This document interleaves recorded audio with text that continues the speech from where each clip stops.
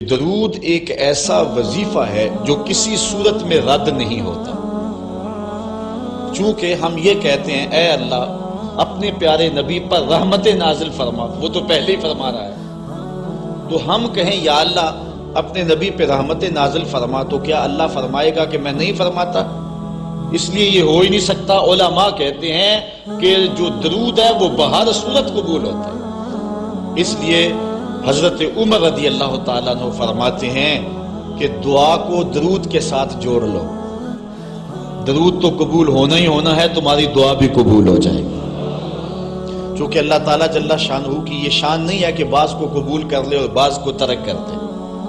ہماری فقہ کا بھی مسئلہ ہے، اگر آپ نے کسی سے سودا لیا ہے، اس میں کوئی ردی چیز آ گئی اور کچھ صحیح آ گئی، اب یہ نہیں آپ کر سکتے کہ جو صحیح ہے وہ رکھ لیں اور ردی واپس کر دیں، یا تو وہ صحیح کے ساتھ ردی بھی قبول کرنا پڑے گی اور یا پھر جو ہے وہ صحیح بھی واپس کرنا پڑے گی۔ یہ نہیں ہوگا کہ مرضی کی رکھ لی اور مرضی کی واپس کر لی، یا سارا سودا قبول کرنا پڑے گا یا سارا سودا واپس کرنا پڑے گا۔ تو اللہ تعالیٰ جل شانہ کے حضور جب درود کے ساتھ دعا مانگی جائے تو پھر اللہ تعالیٰ جل شانہ اس دعا کو چھانٹ کے الگ نہیں کرتا کہ میں نے یہ نہیں قبول کرنی، درود کے ساتھ جو مانگی ہوئی دعا ہے اللہ وہ بھی مستجاب فرما لیتا ہے، وہ بھی قبول فرما لیتا ہے۔ درود پاک وہ بابرکت عمل ہے کہ جو اہل ایمان کو تعلیم دیا گیا۔ علماء نے لکھا کہ زندگی میں ایک مرتبہ درود شریف پڑھنا فرض ہے، اور جب حضور علیہ السلام کا نام لیا جائے اس وقت درود پڑھنا واجب ہے۔ اس کے علاوہ بھی وجوب کے اور بہت سارے مقامات علماء نے بیان کیے، اور نمایاں 40 مقامات علماء نے بیان کیے جہاں درود شریف پڑھنا مستحب ہے، لیکن بعض مقامات پہ درود شریف پڑھنا مکروہ بھی ہے، جس طرح باتھ روم اور اس قبیل کے اور مقامات اور جگہ اور جو ہے وہ احوال ایسے ہیں جہاں درود شریف نہیں پڑھا جائے گا۔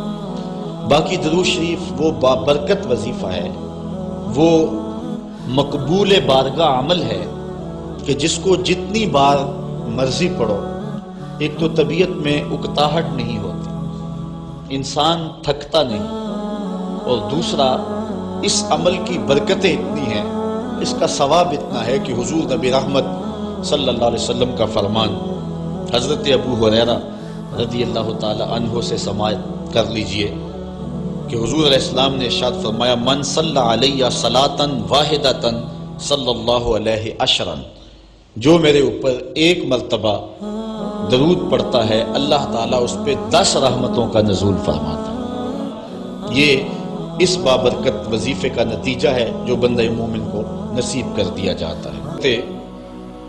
عبداللہ ابن مسعود رضی اللہ تعالی عنہ سے ایک روایت سنتے ہیں، کہتے ہیں کہ ان للہ ملائکۃ سیاحین یبلغون عن امتی السلام، اللہ کے کچھ فرشتے ہیں جن کی ڈیوٹی یہ ہے وہ دھرتی پر گھومتے ہیں، پوری دنیا پہ چکر لگاتے ہیں، اور کرتے کیا ہیں، جہاں جہاں بھی کوئی شخص میرے اوپر سلام بھیجے تو وہ اس امتی کا سلام میرے تک پہنچاتے ہیں کہ حضور آپ کے فلاں امتی نے آپ تک جو ہے وہ سلام بھیجا ہے۔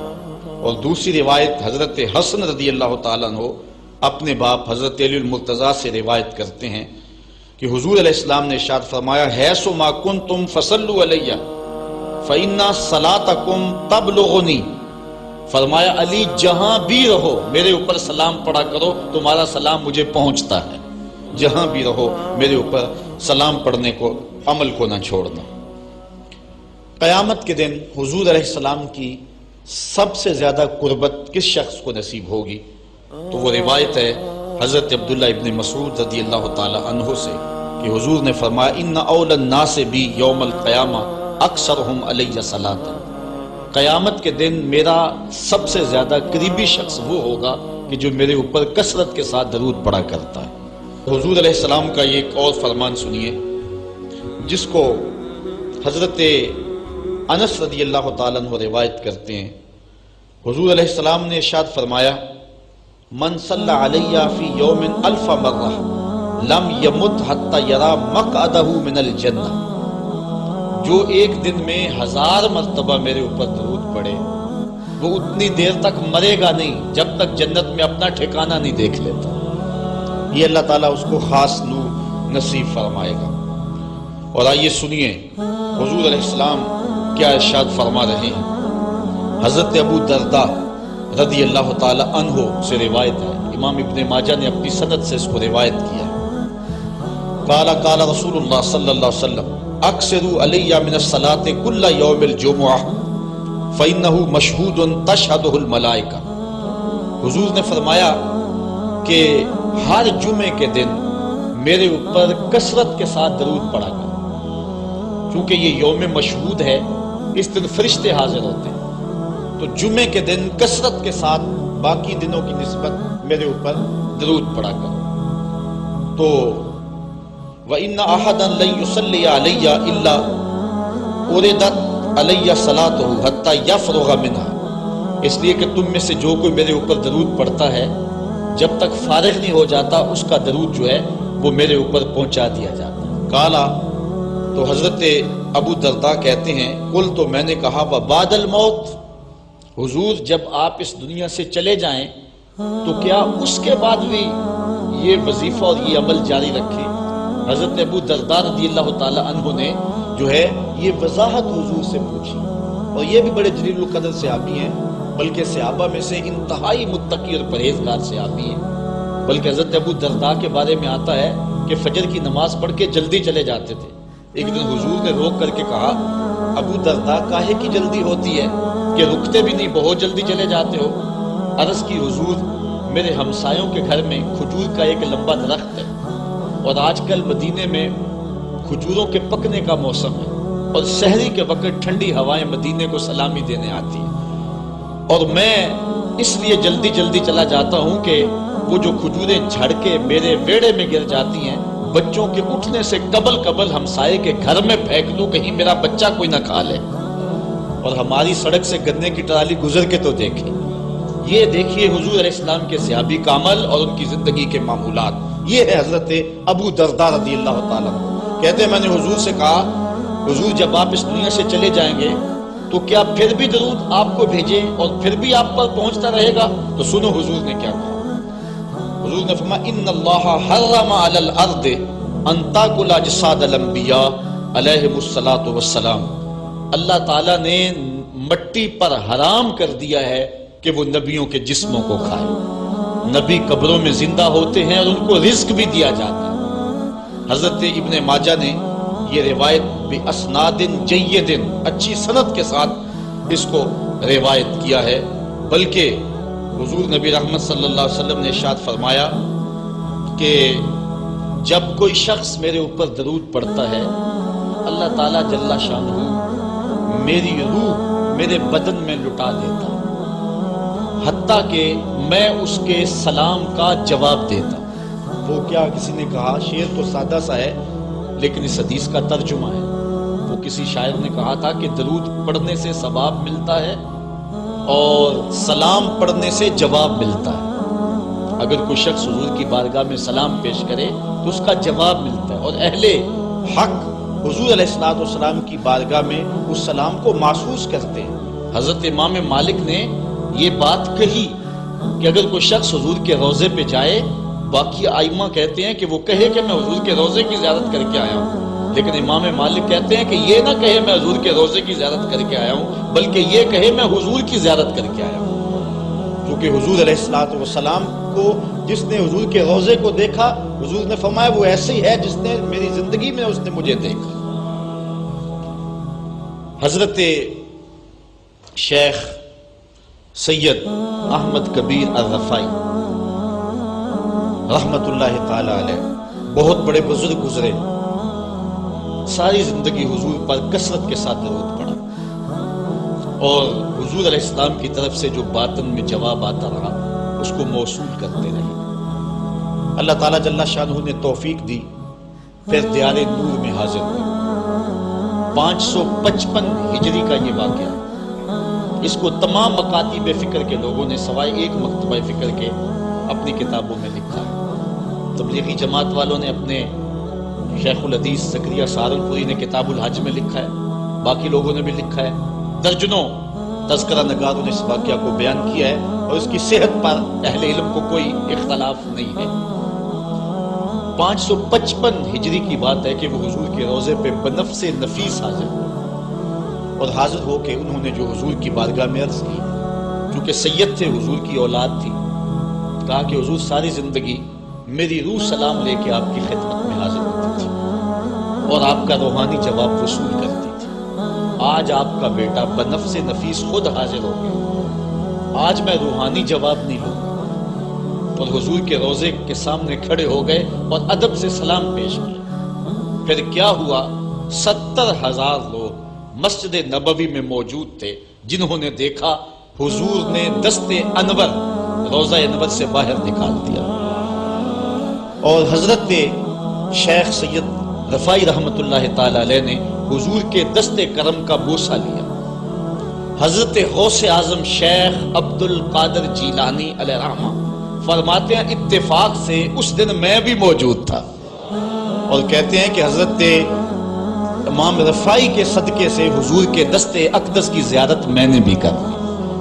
اللہ اکبر، یہ حضور علیہ السلام کا شفقت فرمانا ہے ان لوگوں پر جو حضور علیہ السلام پر کثرت کے ساتھ درود پڑھتے ہیں۔ جن لوگوں نے حضور علیہ السلام کے اوپر درود پڑھنا معمول بنایا ہے، یہ موضوع اپنے دامن میں بڑی وسعت رکھتا ہے، ان پر بڑے بڑے کرم ہو گئے۔ آج کا جو عنوان ہے صلو علیہ وآلہ، یہ شیخ سعدی کی مارکۃ الآراء ایک ربائی کا آخری مصرع ہے، اور متواتر صدری روایات کے مطابق حضرت شیخ سعدی شیرازی جو کہ بہت بڑے شاعر تھے اور قادر الکلام شاعر تھے، آج صدیاں گزرنے کے بعد بھی آپ کی گلستہ اور بوستہ اور کریمہ آج بھی اسی طرح مقبول ہے جس طرح صدیوں قبل تھی۔ ورنہ کسی زمانے میں فردوسی کا شاہ نامہ پڑھا جاتا تھا، لیکن آج دنیا کو اور نئی نسل کو فردوسی کے شاہ نامے کا پتہ بھی نہیں ہے۔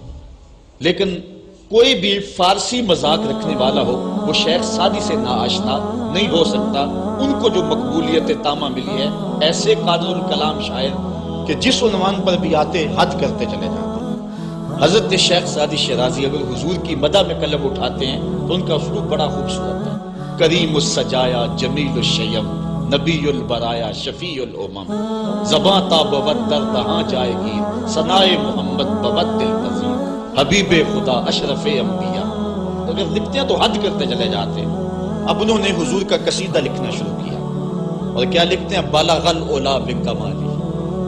اس کا معنی ہے کہ آپ اپنے کمال کی وجہ سے بلندیوں تک پہنچے، کشفت دجا بجمالہ، اور آپ کے چراغ حسن نے اندھیروں کو دور کر دی، حسنت جمیع خصالہ، اور آپ کی ساری خوبیاں با کمال ہیں۔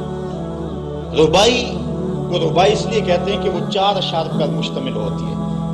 اب 3 اشعار کے اندر بھی جو ہے وہ مضمون تھا وہ مکمل ہو گیا، اور انسان جب مضمون کو مکمل کر لے تو اس وقت پھر نیا جملہ لانا اس کے لیے مسئلہ بن جاتا ہے کہ آگے لکھے تو کیا لکھے، مضمون تو مکمل ہو گیا۔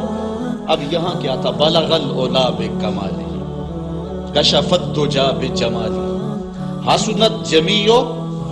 اگر اس کا معنی ذہن میں ملحوظ رکھیں تو آگے جو چوتھا جملہ ہے اس پہ آپ کو لطف آئے گا۔ بالغ العلا بکمالہ، وہ اپنے کمال سے، اپنی طاقت پرواز سے، اپنی قوتوں سے، اللہ کی دی ہوئی عطا سے وہاں تک پہنچے جہاں تصور بھی نہیں پہنچ سکتا۔ کشفت دجا بجمالہ، ان کے جمال نے کائنات میں اجالے پھیلا دیے، روشنیاں کر دی، اندھیرے چھٹ گئے۔ پھر آخر میں حسنت جمیع خصالہ، کیا بتائیں ان کی ہر خوبی، ہر خو و خصلت ہی اچھی ہے۔ اب بات تو مکمل ہو گئی، لیکن ربائی چاہتے تھے۔ شیخ سعدی پریشان، اسی پریشانی میں نیند آ گئی، سوئے تو حضور کا دیدار ہو۔ فرمایا سعدی آگے کہتے کیوں نہیں ہو، صلو علیہ وآلہ، صلو علیہ وآلہ۔ اور بنتا ہی یہ ہے، میں اصل خود بھی شاعری سے تعلق رکھتا ہوں، کسی زمانے میں کچھ لکھا بھی ہے، لیکن یہاں تھوڑا سا میں آپ کو اپنے ساتھ اس لیے سفر کروا رہا ہوں کہ آپ اقبال کے دیس کے باسی ہیں، اس لیے آپ سے ایسی باتیں میں کر لیتا ہوں، ورنہ بعض کا یہ ایسی باتیں نہیں چھیڑتی، یہ مشکل ہوتی ہے، لیکن آپ لوگوں کے خمیر اور مزاج کے اندر جو ہے یہ لذت اور یہ چاشنی موجود ہے۔ اب ذرا توجہ کیجیے، بالغ العلا بکمالہ، وہ بلندیوں پر پہنچ گئے، کشفت دجا بجمالہ، اپنے جمال سے اندھیرے چھٹا دیے، دور کر دیے. حسنت جمیع خصالہ، کیا بتائیں ان کی ہر خوبی ہی با کمال ہے. تو جب ہر خوبی با کمال ہے تو پھر جی نہیں چاہتا کہ پڑھو صلو علیہ وآلہ. یعنی پھر دل اچھلتا ہے، روح پکارتی ہے. جو اتنی خوبیوں کا منبع و مصدر ہے، اتنے کمالات کا جامع ہے، جس کے دم سے اندھیرے چھٹ گئے، جس کے دم سے کائنات میں اجالے پھیل گئے، تو پھر کیوں جی نہیں چاہتا کہ اس نبی پر درود پڑھا جائے. صلو علیہ وآلہ، آؤ اس نبی پہ درود پڑھو، اس نبی پہ سلام پڑھو، اس نبی پہ بھی درود پڑھو، اس کی آل پہ بھی درود پڑھو. بلغ العلا بکمالہ، کشف الدجا بجمالہ، حسنت جمیع خصالہ، صلو علیہ وآلہ. میں درود شریف کے عنوان سے اپنی گفتگو کو ختم کروں اور امام بوصیری کا ذکر نہ کروں تو یہ ناانصافی ہوگی. حضرت امام بوصیری فالق زدہ ہے، ساری زندگی بادشاہوں کے قصیدے لکھے، ساری زندگی بادشاہوں کی کہانیاں بیان کی ہیں، ان سے اعزازات پائے ہیں، تکریمات پائی ہیں. لیکن عمر کا آخری حصہ آیا، جسم فالق زدہ ہو گیا، سارے چھوڑ گئے. تنہائی، بیماری اور غربت، یہ تین چیزیں اگر اکٹھی ہو جائیں تو ان کو کاٹنا بڑی قیامت ہوتی ہے. تنہائی، غربت اور بیماری، یہ تینوں اکٹھی آ گئی حضرت امام بوصیری پہ. صحت مند کے سارے گھاؤ ہوتے ہیں، بیمار پڑ گئے تو کوئی پوچھتا ہی نہیں. ایک دن خیال آیا، ساری زندگی شہنشاہوں کے قصیدے لکھے، آج اس کا قصیدہ نہ لکھوں جو کائنات کا دولہ ہے. اللہ اکبر، قلم پکڑا، پھر حضور کا قصیدہ لکھا. یہ قصیدہ بردہ شریف مکمل کیا. رات ہوئی، حضرت امام بوصیری سوئے، آقا کریم علیہ السلام تشریف لائے. اور یہ بات ذہن میں رکھیں، حضور نے ارشاد فرمایا، من رآنی فی المنام فقد رآنی فإن الشیطان لا یتمثل بی. یہ ابن ماجہ میں 6 طرق سے روایت مروی ہے. ویسے بخاری دیگر کتابوں میں بھی ہے، لیکن ابن ماجہ حجم کے اعتبار سے چھوٹی کتاب ہے، اس میں بھی 6 مرتبہ یہ روایت ہے. باقیوں میں تو بہت مرتبہ یہ روایت آئی ہے. ابن ماجہ میں 6 طرق سے یہ روایت ہے. حضور نے فرمایا، جس نے مجھے خواب میں دیکھا اس نے مجھے ہی دیکھا. شیطان خواب میں آ کر بھی میری مثل ہونے کا دعویٰ نہیں کر سکتا. اچھا، دوسری بات، جس نے حضور کو دیکھا اس نے حضور کو دیکھا، اور جس نے حضور کو دیکھا حضور اس کے خواب میں قصد، ارادے اور مرضی سے آئے. حضور جس کے خواب میں جائیں قصد، ارادے اور مرضی سے جاتے ہیں. تیسری بات، خواب میں کسی کو کچھ کوئی دے تو وہ محض خواب ہوتا ہے. لاٹری نکل آئی، کروڑ پتی بن گیا، صبح اٹھیں گے تو کروڑ پتی ہوں گے یا کنگال ہوں گے؟ وہ کیا کسی نے کہا تھا 100 بار میرے ہاتھوں میں تیرا دامن آیا، جب آنکھ کھلی تو اپنا ہی گریباں تھا. کچھ نہیں ہوتا، خواب خواب ہوتا ہے. لیکن حضور کو اگر کوئی خواب میں دیکھے اور حضور کچھ عنایت کرے تو وہ محض خواب نہیں ہوتا. حضرت شاہ ولی اللہ محدث دہلوی فرماتے ہیں، میرے والد شاہ عبد الرحیم نے خواب میں انہوں نے حضور کو دیکھا تو آقا کریم علیہ السلام نے اپنے 2 منہ مبارک ان کو عطا کیے. کہتے ہیں جب اٹھے تو دیکھا کہ منہ مبارک نہیں تھے، تو پھر ان کی کیفیت وہی ہو گئی اور پھر حضور خواب میں ملے. فرمایا کہ ہم نے تیرے سرہانے کے نیچے رکھ دیے. تو کہتے ہیں کہ وہ 2 بال حضرت شاہ ولی اللہ محدث دہلوی فرماتے ہیں ان کی علامت یہ تھی کہ وہ صندوق میں ہم رکھتے تھے، جب اس کو دھوپ میں لے کے نکلتے بدلی سایہ کیا کرتی تھی. اور فرماتے ہیں کہ جب وراثت تقسیم ہوئی تو 1 بال میرے حصے میں، حضور کا منہ انور، حضور کا منہ مبارک. تو جس نے حضور کو خواب میں دیکھا حضور کو ہی دیکھا. حضور قصد سے آئے، جو دیا حقیقت میں دیا. اور چوتھی بات، وہ بخاری کی روایت ہے، حضور فرمایا، من رآنی فی المنام فسیرانی فی الیقظہ. جس نے مجھے خواب میں دیکھا ان قریب جاگتے بھی دیکھ لے گا. شارحین لکھتے ہیں ساری زندگی نہ دیکھ سکا، جب روح نکل رہی ہوگی رخ محبوب سامنے ہوگا. اور اگر اس وقت حضور کا دیدار ہو جائے تو چاہیے بھی کیا، سوکھا نکلے سا ظہوری جے ویخ لواں مکھ تیرا. اگر اس وقت حضور کا دیدار ہو جائے تو اور کیا چاہیے. تو حضرت امام بوصیری کہتے ہیں کہ میں سویا مقدر جاگا، حضور تشریف لائے. فرمایا بوصیری جو قصیدہ لکھا ہے وہ سناؤ تو صحیح. تو انہوں نے وہ مشہور قصیدہ مولا صلی وسلم دائماً ابد، وہ قصیدہ حضور کی خدمت میں پیش کیا. تو آقا کریم علیہ السلام نے اپنا دست شفا ان کے بدن پہ پھیرا اور حضور نے اپنی چادر اتار کر کے حضرت امام بوصیری کو دے دی۔ بردہ عربی میں کہتے ہیں جو ہے وہ چادر کو، اسی لیے اس قصیدے کو قصیدہ بردہ کہتے ہیں، وہ قصیدہ جس کی جزا میں چادر عنایت ہوئی تھی۔ حضرت امام بوصیری جب اٹھے تو بالکل ٹھیک تھے، چادر اوڑھی اور مسجد میں نماز پڑھنے کے لیے جا رہے ہیں۔ راستے میں ایک درویش کھڑا تھا، کہا بوصیری رات والا قصیدہ تو سناؤ جو تم نے لکھا ہے۔ حضرت بوصیری کہتے ہیں میں نے لکھا تھا اور کسی کو پتہ نہیں تھا۔ میں نے کہا کون سا قصیدہ؟ کہنے لگے بھولے نہ بنو جو حضور کو سنایا تھا۔ کہنے لگے کہ میں نے کہا کہ تجھے کیسے پتہ ہے؟ کہا بتاؤں یہ چادر کون سی ہے؟ اللہ اکبر! تو امام بوصیری رحمت اللہ تعالی علیہ نے حضور علیہ السلام پر یہ درود لکھا، مولا یصلی وسلم دائما ابدا، اور یہ جزا پائی۔ حضرت سید محمد بن سلیمان رحمت اللہ تعالی علیہ ایک بزرگ گزرے ہیں، یہ 708 ہجری میں پیدا ہوئے تھے۔ کہتے ہیں کہ میں ایک دن کسی بستی سے گزر رہا تھا اور وہاں ایک کنواں تھا، اس کا پانی تھوڑا سا نیچے تھا اور میرے پاس کوئی چیز نہیں تھی جس سے میں ڈول ڈال کر کے وہ پانی نکال سکوں۔ میں متحیر کھڑا تھا، ساتھ ہی ایک شکستہ سا کچا سا مکان تھا، اس مکان کے اوپر ایک چھوٹی عمر کی لڑکی کھڑی تھی۔ مجھے کہنے لگی کہ آپ پریشان ہیں؟ میں نے کہا ہاں بیٹے، مجھے پریشانی یہ ہے کہ میں نے وضو کرنا اور نماز پڑھنی ہے اور وقت جا رہا ہے اور یہ پانی بہت نیچے ہے، اگر تم کچھ میری مدد کر سکتی ہو تو ضرور کرو۔ وہ چھت سے نیچے آئی اور اس نے آ کے اپنا لعاب اس کنویں میں پھینکا۔ حضرت شیخ سید محمد بن سلیمان فرماتے ہیں کہ میں نے دیکھا کہ یکا یک کنویں کا پانی اچھل کے کناروں تک آ گیا اور بہنے لگا۔ میں نے جلدی سے وضو کیا اور پھر میں نے اس لڑکی کو کہا میں تجھے اللہ کا واسطہ دیتا ہوں، تو مجھے بتا کہ تیرے پاس ہے کیا کہ تیرے لب کے ڈالنے سے یہ پانی اچھل کے اوپر آ گیا۔ تو اس لڑکی نے مجھے کہا کہ یہ جو مرتبہ مجھے ملا ہے بکثرت الصلاۃ علی من کان اذا مشى فی البر تعلقت الوحوش باذیالہ، یہ مرتبہ میں اس پر درود پڑھ کے حاصل کیا ہے جب وہ جنگل سے گزرتے تھے تو جو جانور تھے قدموں سے لپٹ جاتے تھے، میں ان پر درود پڑھنے کی برکت سے جو ہے وہ یہ مرتبہ حاصل کیا ہے۔ حضرت سید محمد بن سلیمان کہتے ہیں کہ پھر میں نے ارادہ کر لیا کہ میں ساری زندگی حضور علیہ السلام پر درود پڑھتے ہوئے اور درود لکھتے ہوئے گزاروں گا۔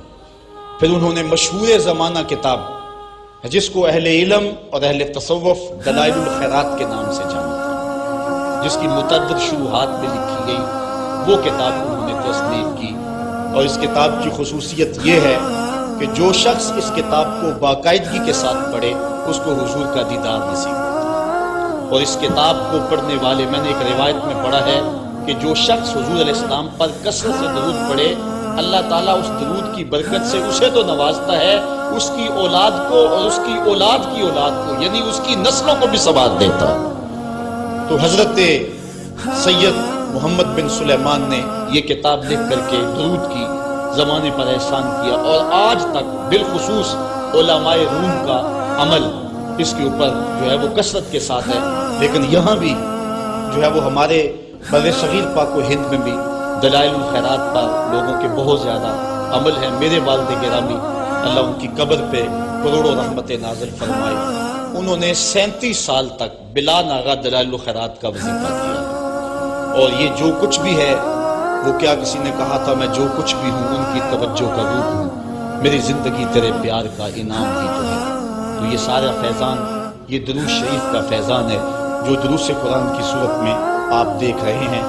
حضرت سید محمد بن سلیمان رحمت اللہ تعالی علیہ کا پھر انتقال ہو گیا اور سوس نامی ایک بستی کے اندر ان کو دفن کر دیا گیا۔ پھر اس کے بعد 77 سال کے بعد ان کو وہاں سے مراکش منتقل کیا گیا، اور آپ کو جب دفن کیا گیا، اور یہ بات اخبار مشہورہ میں سے ہے کہ آپ کی قبر کی مٹی سے درود کی برکت کی وجہ سے کستوری جیسی خوشبو آیا کرتی، اور جب اتنے طویل عرصے کے بعد ان کو قبر سے نکالا گیا تو جب وہ فوت ہوئے تھے تو انہوں نے تھوڑی دیر پہلے حجامت بنائی تھی، اور جب لحد سے ان کو نکالا گیا 77 برس بعد تو ایسے لگتا تھا کہ جس طرح ابھی خط کروایا ہے، اور لوگوں نے ان کے جسم کو انگلی لگا کر کے دیکھا تو جس طرح ایک زندہ شخص کے جسم کو انگلی لگائیں تو خون ہٹ جاتا ہے اور جگہ زرد ہو جاتی ہے، تو ایسے ہی لوگوں نے پایا کہ جگہ زرد ہو گئی، پھر انگلی اٹھائی تو جو ہے وہ پھر وہاں دوبارہ سرخی آنے لگی۔ تو اس شخص نے بتایا کہ یہ دیکھو کیا ہے، تو پھر جو بھی زیارت کرنے آتا وہ انگلی لگا کے دیکھتا اور اس طرح دباتا آپ کی جلد کو، اور وہ زرد ہو جاتی اور پھر دوبارہ خون آتا، تو پھر ان کی زیارت بند کر دی گئی اور وہاں سوز سے اٹھا کر کے ان کو مراکش کے اندر دفن کیا گیا۔ جو شخص حضور علیہ السلام پہ درود پڑھے تو اس کو حیات جاوداں مل جاتی ہے، اور صاحب درود نبی کا کمال اور مرتبہ کیا ہوگا۔